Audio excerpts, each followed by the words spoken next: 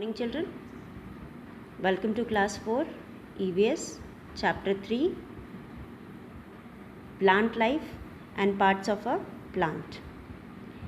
Children, we have already discussed different parts of the plant. Now we are discussing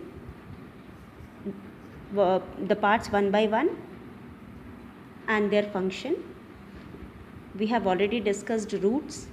Today we are going to discuss about stems. Stems are very important part of a plant. It plays important role in the life of a plant. The part of the plant that rises vertically upward from the root is called stem. Stem is the part of the plant that grows above the soil. Stem is the part of the plant which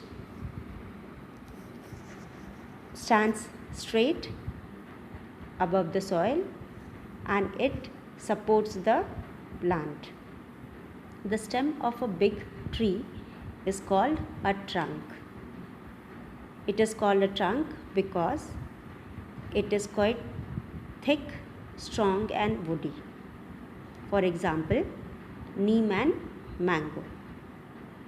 Some plants are also modified in such a way that they are not able to stand on their own, but they take the support of the neighboring object to stand. For example, money plant or the grapevine, as their stem are very weak, soft and green, they are not able to stand on their own. They take the support of a wall or a pillar and stands. That is why they are called climbers. Now, another type of such plants are, these plants can grow either vertically or horizontally. If they grow vertically, they climbs up, they are called climbers. And if they creep parallel on the ground or creeps further on the ground or on in the soil, they are called creepers. For example, watermelon or the pumpkin. These stems are also modified to store food in plants such as potato, sugarcane, ginger. Stems are modified to store food. That is why we eat these stems. But in some cases, these plants also grow under the soil. Here we are studying plants grow above the soil, but in some cases, these plants are also modified to grow under the soil. For example, potato, ginger. These are the modified plants which grow under the soil. Now, children, sometimes some of you get confused with shoot and the stem. There is difference between a shoot and a stem. A shoot is the part of the plant which holds some other part of the plants also. Along with those plants, we call it as shoot. Stem plus other part of the plant, for example, flower, bud, fruit, branch, leaf are together along with the stem are called shoot. That is why we divide the plant into two parts. The upper part is called the complete upper part of the plant along with the stem as well as the leaf, fruit, other parts, shoot system, and the lower part of the plant where only root is found is called root system. Now, here if you discuss the function of the stem, as we know, stem gives support to the plant. It helps the plant to stand straight and gives the complete plant a support so that it doesn't fall, and it also bears some other important parts such as leaves, branches, flower, fruit, etc. Now,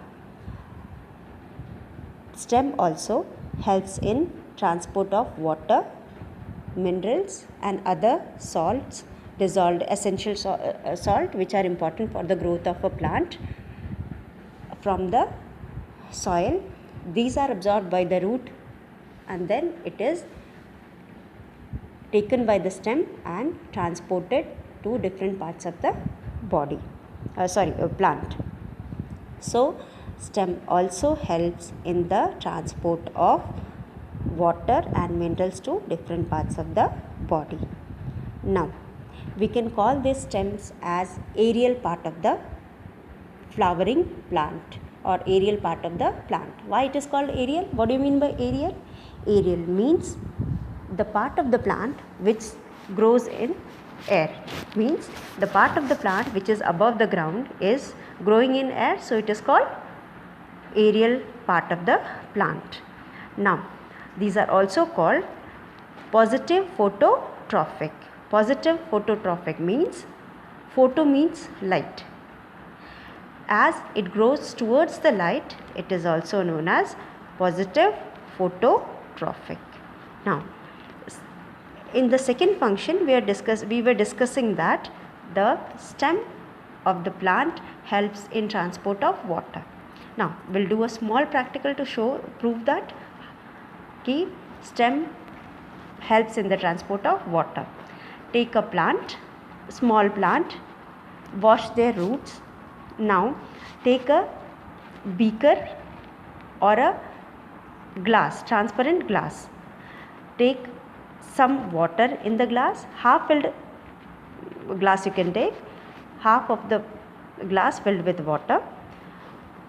Pour some drops of red color. Now, the color of the water in the glass changes. Now, dip the plant into the water. You will dip the plant in such a way that some part of the stem is also dipped into the water. Now, keep it aside and watch it for some time. Leave it for some time. After some time, you will see that the color of the root, stem and flower has changed. The color of root, stem and flower has become red. This shows that the root absorbs the water and then it is further taken by the stem and transported to other part of the plant. Now children, here you can do one more thing.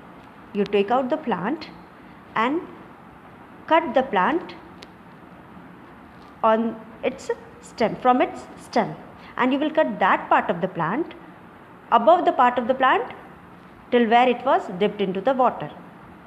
पेड़ के जिस जगह तक, stem के जिस जगह तक आपका पेड़ डूबा हुआ था पानी में, उससे थोड़ा ऊपर पेड़ का आप सेक्शन काटेंगे and then you will observe the section of the plant. जो बीच का पोर्शन कटा हुआ दिख रहा था उसको आप ध्यान से देखेंगे.